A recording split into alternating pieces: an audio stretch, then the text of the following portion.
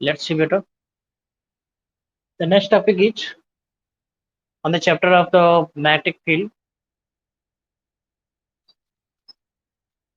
The next topic is the force on a current carrying conductor in a magnetic field.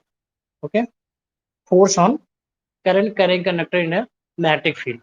देखिए board पे एक figure बना हुआ है, फिगर का मतलब क्या है और किस तरीके से इसको हम एडजस्ट करेंगे, इसका एडजस्टमेंट किस तरीके से होगा, हम लोग इस पे बात करते हैं। ठीक है ना।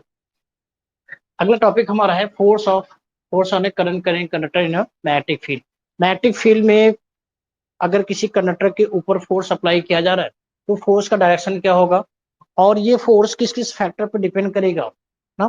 Force on is the factor of the on is factor magnetic force will B depend if it is place in a current current conductor in a magnetic field. तो देखिए जरा सा, हम लोगों ने पढ़ा हुआ ऑस्टेड एक्सपेरिमेंट पढ़ा है ना। हम यहाँ पे कह सकते हैं bye the Oersted experiment a current carrying conductor produces a magnetic field which exert a force on the magnet placed near to the conductor। ऐसा आपने पढ़ा हुआ है। बट कुछ समय के बाद एक और साइंटिस्ट आपके आए जिनका नाम था, फ्रेंच साइंटिस्ट थे, फ्रांसीसी साइंटिस्ट जिनको फ्रेंच साइंटिस्ट के नाम से जानते हैं, फ्रेंच साइंटिस्ट थे, उनका नाम था Andre Marie ampere. Then the Andre Mary Ampere suggests that a magnet must also exert a equal and opposite force on the current carrying conductor। देखिए ऑस्टेड एक्सपेरिमेंट के द्वारा आपने सीखा कि किसी करंट कैरिंग कंडक्टर के द्वारा मैग्नेट पे फोर्स अप्लाई किया जा सकता है, मतलब मैग्नेटिक फोर्स एग्जर्ट हो सकता है करंट कैरिंग कंडक्टर की वजह से। अब इसका जस्ट अपोजिट अंदर मैरी एम्पियर साहब ने प्रूव किया और उन्होंने कहा magnet must also exert equal and opposite force on the current carrying conductor. अगर current carrying conductor force apply कर रहा है मैग्नेट पर by the Oersted experiment, then by the Andromary experiment, we can conclude that magnet can also exert equal and opposite force on the current carrying conductor। तो ये जो support दिया गया, ये जो आपका एक्सपेरिमेंट किया गया, ये आंद्रे मैरी एम्पियर के द्वारा एक्सपेरिमेंट किया गया।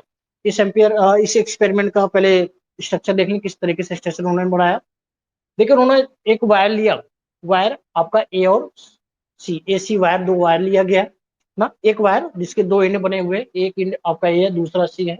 अब इस वायर को सपोर्ट के द्वारा, ये जो सपोर्ट है ना, इसे सपोर्ट के द्वारा सपोर्ट कैसे किया गया, एक थ्रेड की सहायता से एक स्टैंड में सपोर्ट बना करके इसको सस्पेंड किया गया।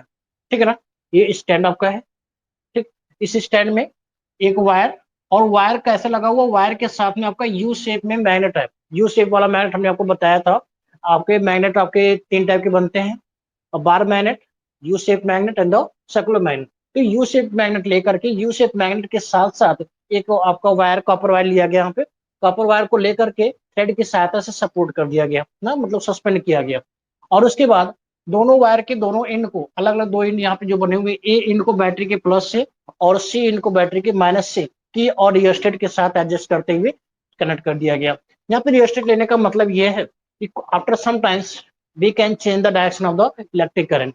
हम यहाँ पे रियोस्टेट के द्वारा डायरेक्शन ऑफ इलेक्ट्रिक करंट को भी हम चेंज करना चाहते हैं, इसलिए यहाँ पे रियोस्टेट जोड़ा गया। ठीक है ना। मेनली आपने सर्किट में देखा होगा, किसी भी सर्किट में रियोस्टेट को नहीं जोड़ा जाता। रीजन क्या होता है, क्योंकि सर्किट में हमें करंट के डायरेक्शन को चेक नहीं करना है, करंट के डायरेक्शन को हमें बताना नहीं है, हमें बस इलेक्ट्रिक करंट पास करानी होती थी, इसलिए हम रियोस्टेट को नहीं जोड़ते थे। ठीक है ना। बट यहाँ पे हमें रियोस्टेट इसलिए जोड़ा गया क्योंकि रियोस्टेट के द्वारा हमें after some times direction of electric current को भी हमें चेंज करना है। यहाँ तक क्लियर हुआ बेटा। अब उसके बाद देखें इस एक्सपेरिमेंट में कंक्लूजन क्या निकला, उन्होंने एक्सपेरिमेंट के द्वारा क्या सिद्ध किया, क्या प्रूव किया। तो देखें जैसे ही इलेक्ट्रिक करंट पास की गई इस बैटरी के द्वारा, स्विच पहले ऑफ की कंडीशन में था तो कोई भी करंट पास नहीं हो रही थी। जैसे स्विच ऑन किया गया, करंट पास होनी शुरू हो गई बैटरी के द्वारा, प्लस इंड से करंट प्लस से माइनस की तरफ मूव करता है, आपने पढ़ा होगा। तो जैसे ही करंट ए इंड से सी की तरफ मूव करना शुरू किया, अब क्या होगा, ये तो पहले ऐसे ही था, मान लेते हैं ऐसा कुछ था। ठीक है ना, वायर ऐसे था, और जैसे इलेक्ट्रिक करंट पास होना शुरू हुआ, अब वायर का मूवमेंट क्या होगा, वायर अपने आप एडजस्ट कर दिया, कैसे तरीके से, ऐसे हो गया। मतलब कह सकते हैं पहले वायर इस तरीके से था और यू शेप मैग्नेट ऐसा था, अब वायर क्या हो गया, अपने आप वायर इस तरीके से एडजस्ट हो गया। मतलब वायर का मूवमेंट क्या हो गया, just perpendicular to the direction of force and the direction of magnetic field. Wire ने अपने आप को इस तरीके से, एसी वायर ना, दो वायर जो आपके दिए गए ए और सी वायर, इस तरीके से अपने आप को एडजस्ट कर लिए कि ये वायर बैटरी के परपेंडिकुलर और इस यू शेप मैग्नेट के द्वारा जो मैग्नेटिक फील्ड प्रोड्यूस किया जा रहा था, इसके भी परपेंडिकुलर अपने आप को एडजस्ट कर लिए। कुल मिला के इसका मोशन कैसा हो गया, जैसे मान लीजिए यू शेप मैग्नेट इस तरीके से दिया हुआ था।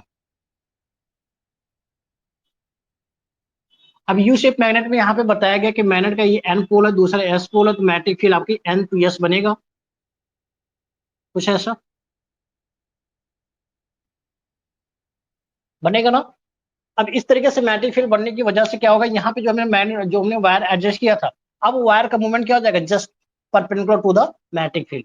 मैग्नेटिक फील्ड के परपेंडिकुलर आपका जो है वायर एसी वायर अपने आप को एडजस्ट कर लेगा। क्लियर यहां तक। हमने देखा जैसे इलेक्ट्रिक करंट पास की गई, तो इलेक्ट्रिक करंट पास करने से वायर का मूवमेंट कुछ चेंज हुआ, और वायर का मूवमेंट किस तरीके से हो गया, perpendicular to the direction of battery and the direction of magnetic field. अब यहाँ से एक एक्सपेरिमेंट और किया गया, रियोस्टेट के द्वारा हमने करंट के डायरेक्शन को चेंज कर दिया।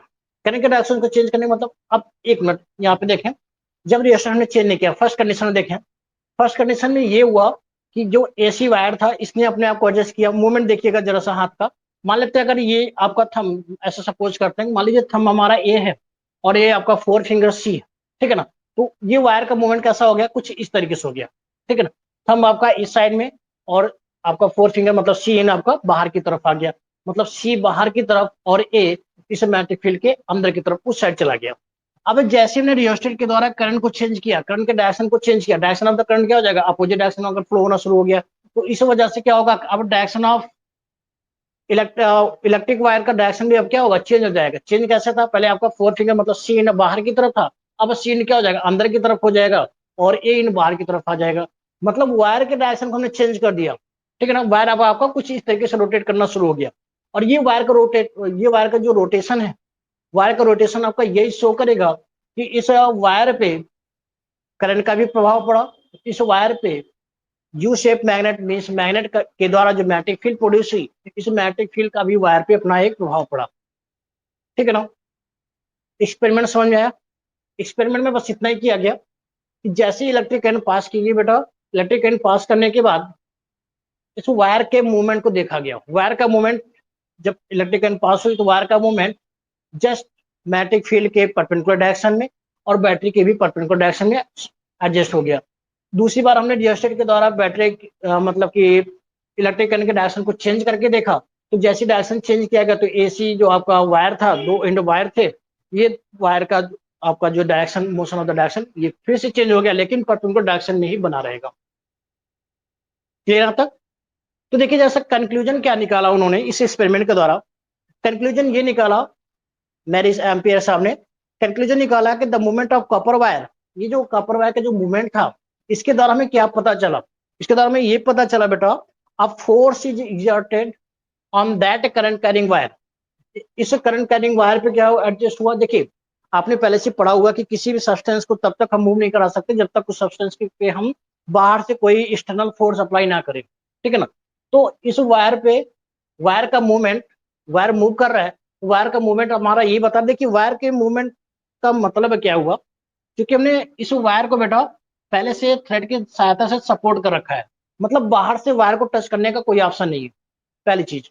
दूसरी बात, यहाँ पे वायर का जो मूवमेंट आपको शो कर रहा है, वायर का मूवमेंट ये बता रहा है कि इस वायर पे अपने आप कहीं ना कहीं से एक में आपका फोर्स जनरेट हो गया। अब वो फोर्स डजंट मैटर, आपका मैग्नेटिक फोर्स ही होगा, इलेक्ट्रिक फोर्स तो हो नहीं सकता, क्योंकि मैग्नेटिक फील्ड के अंतर्गत रखा गया है, तो इस मैग्नेटिक फील्ड के अंतर्गत रखने की वजह से इसका फोर्स भी क्या हो जाएगा, मैग्नेटिक फोर्स बनेगा। तो हम यहाँ पे कह सकते हैं, कंक्लूजन यहाँ पे निकाल सकते हैं कि आपका जो कॉपर वायर था, यहाँ पे ए और सी नहीं लेंगे क्योंकि हो सकता है कंफ्यूजन हो जाए, एसी वायर बार बार निकल रहे हैं, ठीक है ना। तो जो कॉपर वायर था, कॉपर वायर का जो मूवमेंट है, कॉपर वायर का मूवमेंट हमारे ये बता रहा है कि कॉपर वायर का मूवमेंट बता रहा है कि इस कॉपर वायर पे अपने आप कहीं ना कहीं से एक एक्सटर्नल फोर्स जनरेट हो गया, जिसकी वजह से इस वायर का मूवमेंट मैग्नेटिक फील्ड और इलेक्ट्रिक करंट के परपेंडिकुलर डायरेक्शन में होना शुरू हो गया। क्लियर यहाँ पे हम कह सकते हैं। कंक्लूजन क्या निकला, कंक्लूजन ये निकला कि on this way we can conclude that the movement of copper wire suggests that a force is generated, a force is exerted on current carrying conductor place in a magnetic field. इसे current carrying conductor भी ऐसा suppose कर सकते हैं, भाई आपने पढ़ा होगा करंट कैरिंग कंडक्टर का मतलब कोई एक ऐसा वायर जहाँ पे इलेक्ट्रिक करंट पास हो रही हो, हम वहां पे उसको ऐसा बोल सकते हैं कि करंट कैरिंग कंडक्टर है, ठीक है ना। कंडक्टर मतलब कह सकते हैं दो substance which can allow to pass the electric current, मतलब ये कॉपर वायर हम कंडक्टर भी कह सकते हैं, तो इसी को बोला गया करंट कैरिंग कंडक्टर। हम यहाँ पे कह सकते हैं कंक्लूजन हमारा ये निकला, हम यहाँ पे बोल सकते हैं the movement of copper wire suggest that a force is exerted on current carrying conductor placed in a magnetic field. ये पहला कंक्लूजन निकला बेटा। दूसरा यहां से कंक्लूजन एक और निकल के आ रहा है कि and the second conclusion is that direction of force is reverse and the direction of current is reverse. जब हम डायरेक्शन ऑफ करंट को चेंज कर देते हैं तो डायरेक्शन ऑफ फोर्स भी क्या हो जाता है, चेंज हो जाता है, जिसकी वजह से अब इस कॉपर वायर का मूवमेंट भी क्या हो जाएगा, पहले इस तरीके से था अब क्या हो जाएगा, ऐसे आ जाएगा, लेकिन परपेंडिकुलर डायरेक्शन में बना रहेगा। मतलब कह सकते हैं सेकंड कंक्लूजन यहां से निकल के आ रहा है कि direction of force is also reverse and the direction of electric current will be reverse. जब डायरेक्शन ऑफ इलेक्ट्रिक करंट को हम रिवर्स कर रहे हैं तो डायरेक्शन ऑफ मैग्नेटिक फोर्स हमारा रिवर्स हो जा रहा है, ठीक है ना। तो दो कंक्लूजन निकला हमारा। पहला कंक्लूजन ध्यान से सुने, पहला कंक्लूजन निकला कि the movement of copper wire suggest that an external force will be exerted on that copper wire which is placed in a magnetic field, and the second conclusion is that direction of force will also be changed and the direction of electric current will be changed। Clear, दोनों conclusion clear बेटा।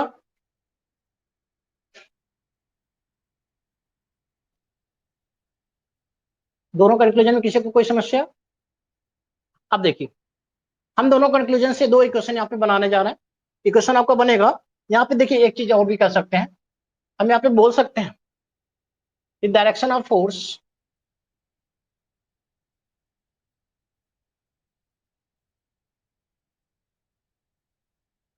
On conductor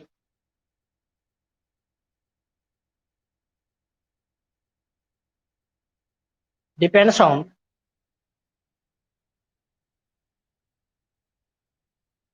the direction of current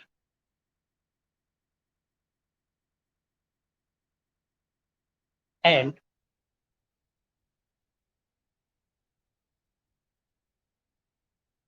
direction of magnetic field, ठीक है ना।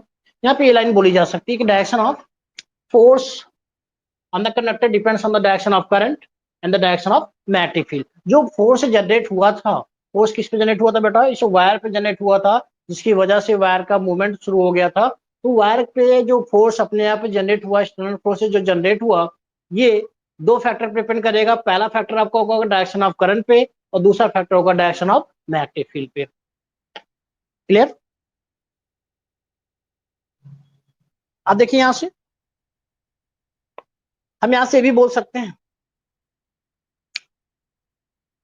अच्छा इस experiment में किसी को कोई समस्या?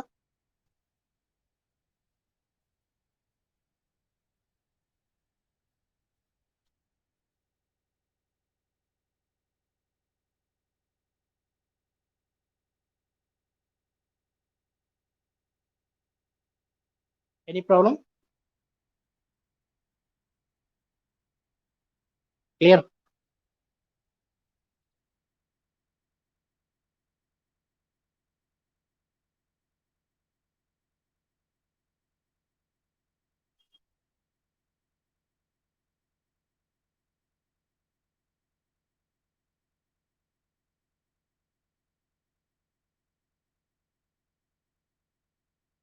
देखिए यहां से बेटा हम ये भी कह सकते हैं कि मैग्नेटिक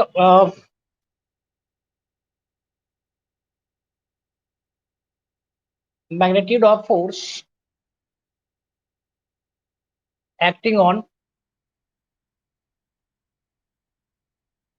कंडक्टर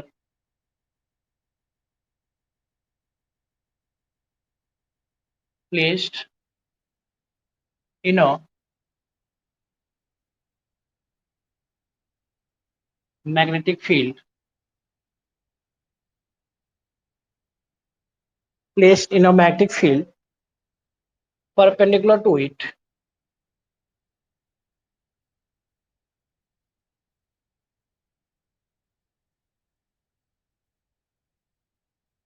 डिपेंड्स ऑन, किस किस फैक्टर पे magnetic direction of magnetic of the force depends कर रहे हैं।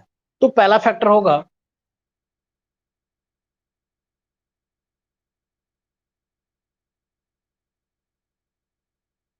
डायरेक्शन ऑफ करंट, और ये किस तरीके से डिपेंड करेगा, F is directly proportional to the I. Second इसका जो फैक्टर होगा वो बनेगा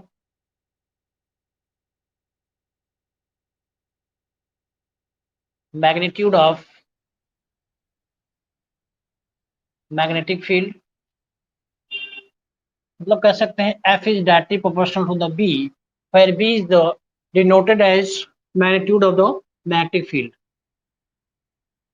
मैग्नेटिक फील्ड को हम लोग कैपिटल बी से डिनोट करते हैं, ठीक है ना बेटा। And the third one is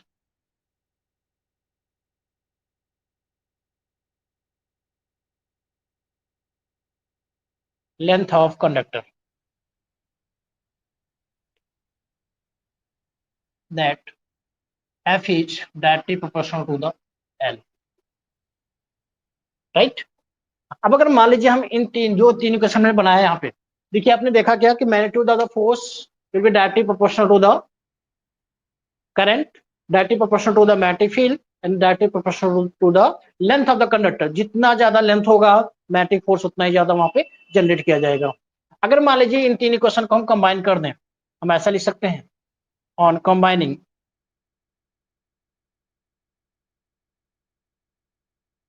these equation, ऐसे ही ना इक्वेशन का ये शॉर्ट फॉर्म है। दोनों तीनों क्वेश्चन को अगर मान लीजिए हम कंबाइन कर दें, हम कह सकते हैं देखिए तीनों क्वेश्चन में क्या निकल के आ रहा है, सभी एक दूसरे के साथ में एफ के साथ में सभी क्या है डायरेक्टली प्रोपोर्शनल के टर्म्स में है। हम तीनों को एक साथ लिख सकते हैं, हो जाएगा F proportional to I B L, लिखा जा सकता है। प्रोपोर्शनल साइड बेटा रिमूव कर दीजिए, एफ इक्वल हो जाएगा स्मॉल के आई बी एल, यहाँ पे हम लिख सकते हैं वेयर के इज कॉन्स्टेंट, यहाँ पे क्या है के इज कॉन्स्टेंट है, और यहाँ पे ऐसे भी मान सकते हैं ऐसा होता भी है इन एसआई यूनिट के की वैल्यू होगी 1। तब ये फॉर्मूला आपका बन जाएगा F equals I B L, right. हम यहाँ पे कह सकते हैं कि मैग्नेटिक फोर्स का जो हमारा फॉर्मूला बनेगा, मैग्नेटिक फोर्स का फॉर्मूला होगा F equals I B L, I means electric and B means the magnetic field and L is the length of the wire और length of the conductor. Okay,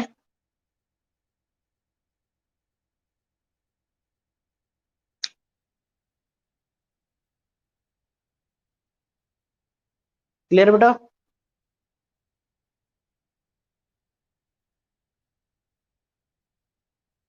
इसको note भी करते चले।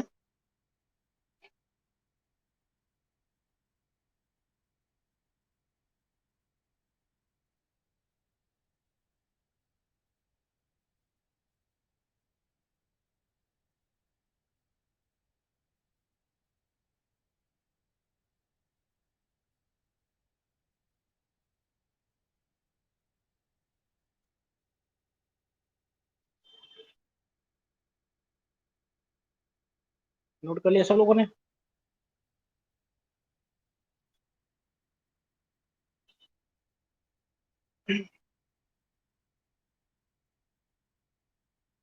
Copper wire always perpendicular, most perpendicular, आप पूछ रहे हैं या बता रहे हैं।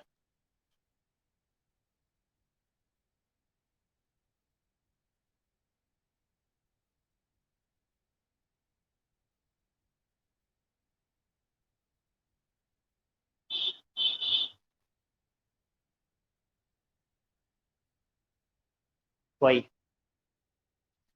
देखिए यहाँ पे जो करंट करेंट कंडक्टर बनाया गया, ठीक है ना।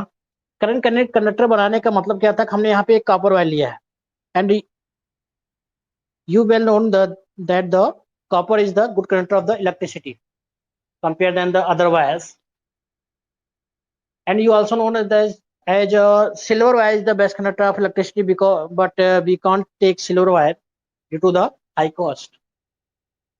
In those terms copper wire is the best conductor of electricity, and the copper wire जो यहाँ पे एडजस्ट किया गया, इसका मतलब ये था बेटा कि कॉपर वायर लेकर के हमने करंट कनेक्ट कंडक्टर बनाया जहां से करंट आसानी से पास हो सके और करंट पास करने के बाद हमने देखा कि उस कॉपर वायर पे मैग्नेटिक फोर्स जनरेट हुआ।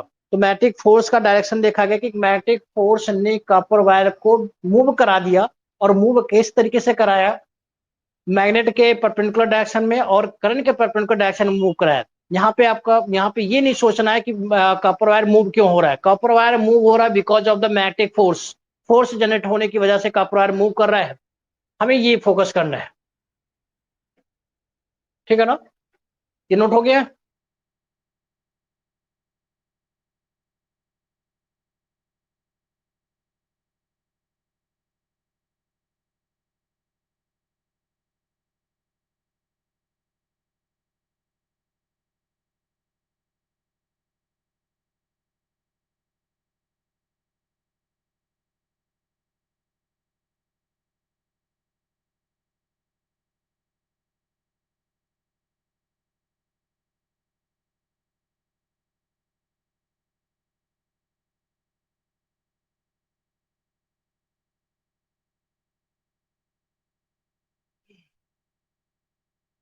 Okay,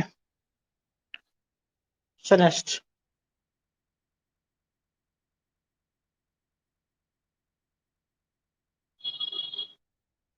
direction of force. New topic is the direction of force. देखिए, डायरेक्शन ऑफ फोर्स पर अगर हम बात करें, हम यहाँ पे कह सकते हैं direction of force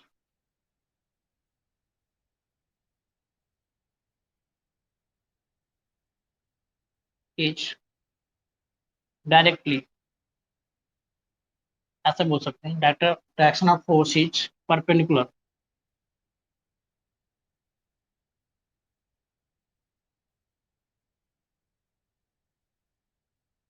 to both the direction of current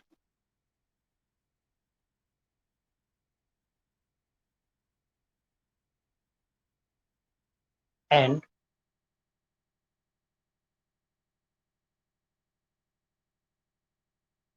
direction of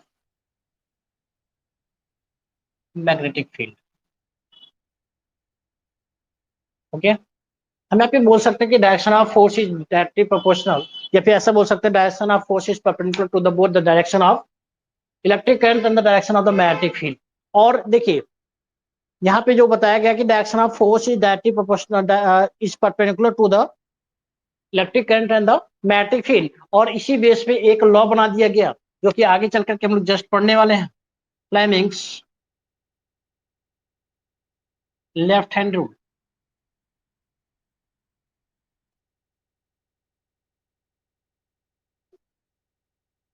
means direction of force is perpendicular, direction of force किस तरीके से डायरेक्शन ऑफ करंट और डायरेक्शन ऑफ मैग्नेटिक फील्ड के परपेंडिकुलर डायरेक्शन हो जाता है, इसको एक लॉ बना दिया गया। फ्लेमिंग साहब ने यहाँ पे बनाया, एक लॉ दिया फ्लेमिंग साहब ने, और उस लॉ का नाम दिया गया फ्लेमिंग्स लेफ्ट हैंड रूल। और इस लेफ्ट हैंड रूल को हम एक वीडियो के द्वारा आपको समझाएंगे जो कि यूट्यूब पर जाएगा आपका, ठीक है ना, यूट्यूब चैनल पे आपका वीडियो जाएगा, जस्ट आज शाम या कल तक पहुंच जाएगा, फ्लेमिंग्स लेफ्ट हैंड रूल को, ठीक है ना। हम लोग वहां पे फ्लेमिंग्स लेफ्ट हैंड रूल को अच्छे से देखेंगे। Okay, thank you so much. किसी को कोई दिक्कत हो तो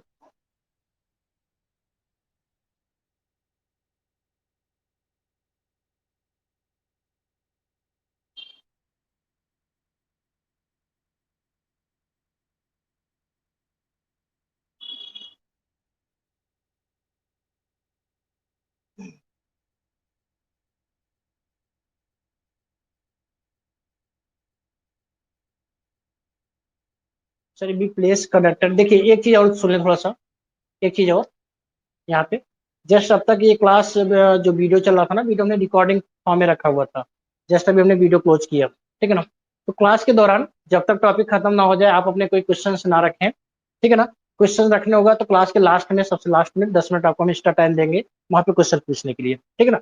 बीच में जब आप क्वेश्चन पूछेंगे तो वहाँ पे क्वेश्चन पे हमारा फोकस नहीं बनेगा, हमारा फोकस सिर्फ और सिर्फ बोर्ड पे रहेगा, और हम वहाँ पे बोर्ड पे ही ध्यान देंगे, ठीक है बेटा। तो आगे से ध्यान दीजिएगा, एक क्वेश्चन यहाँ पे आया है, जिनका भी क्वेश्चन हो ना वो आगे से ध्यान देंगे, ऐसा कुछ। Be place a conductor and, एक मिनट, इतने इतने लंबे क्वेश्चन जब रहा करें तो आप व्हाट्सएप पे पूछा करें। ठीक है ना।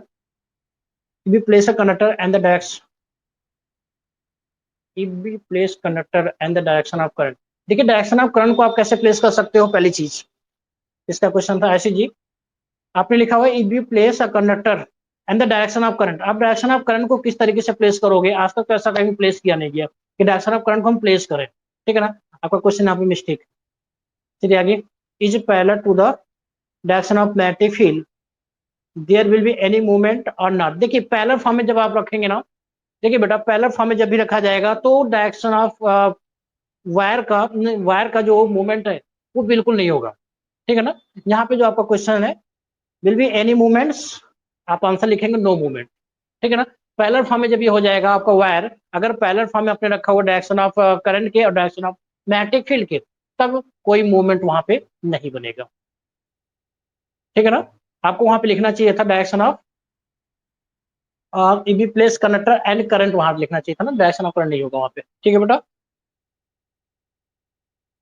Y is there will no movement, देखिए पैरेलल फॉर्म में होने की वजह से जो आपका एंगल बनेगा, एंगल कितना बनेगा, एंगल की बात करें, यहाँ पे अभी आप आगे जाएंगे ना तो अपर क्लास में जाएंगे तो यहाँ पे एक जो फॉर्मूला हमने लिखा हुआ था, क्या लिखा था, F equals I B L cos theta बनेगा, ठीक है ना। और कॉस थीटा बनने की वजह से वहां पे जो वैल्यू बनेगी वो वैल्यू आपकी क्या हो जाएगी, ठीक है। वहां पे जो पैरेलल फॉर्म में होने का मतलब क्या होगा, पैरेलल जब फॉर्म बन जाएगा ना तो आपका एंगल बनेगा 180 डिग्री, ठीक है ना। वो एंगल पे डिपेंड करने लगेगा, कॉस 180 की वैल्यू कुछ और होती है जिस वजह से वहां पे मूवमेंट आपका कुछ नहीं बनेगा, ठीक है। तो वो तो अपर क्लास की बात है, यहाँ पे बस आपको इतना जानना है कि अगर मूवमेंट परपेंडिकुलर डायरेक्शन रखा गया है तभी वहां पे मूवमेंट बनेगा, और अगर पैरेलल फॉर्म में रखा जाएगा तो मूवमेंट नहीं बनेगा, क्योंकि फॉर्मूला बनेगा कॉस थीटा और कॉस 180 एंगल आपको 180 बनने लगेगी, जिस वजह से मूवमेंट आपका समथिंग कुछ भी नहीं होगा, ठीक है ना।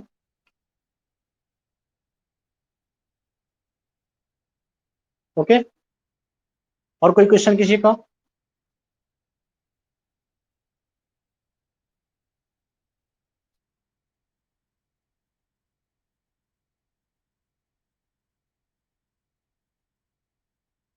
देखिए पर डे आपको जो है एक एक टॉपिक जो है यहाँ पे दिया जाएगा, है ना। जो हम यहाँ पे क्लास लेंगे एक टॉपिक का क्लास बनेगा और एक टॉपिक आपकी वीडियो पे जाएगी, नहीं यूट्यूब वीडियो आपने जो है चैनल में बना के दिया हुआ है, उसका आप एक बार सर्च भी कर लेंगे, ठीक है ना। तो पर डे उस पर एक वीडियो आपका जाता रहेगा, ओके, तो थोड़ा सा बेटर रहेगा, जो आपके फिगर वाले वीडियो रहेंगे उस पर जरूर जाएंगे, ठीक है ना। क्लास वाले वीडियो जाएंगे बट उसको कुछ मॉडिफाई करके दिया जाएगा, ठीक है बेटा। कोई प्रॉब्लम नहीं किसी को।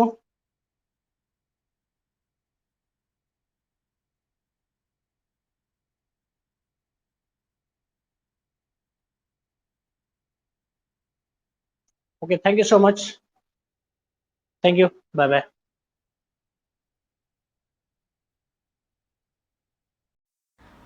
Dear students, let's see about the Fleming's left hand rule.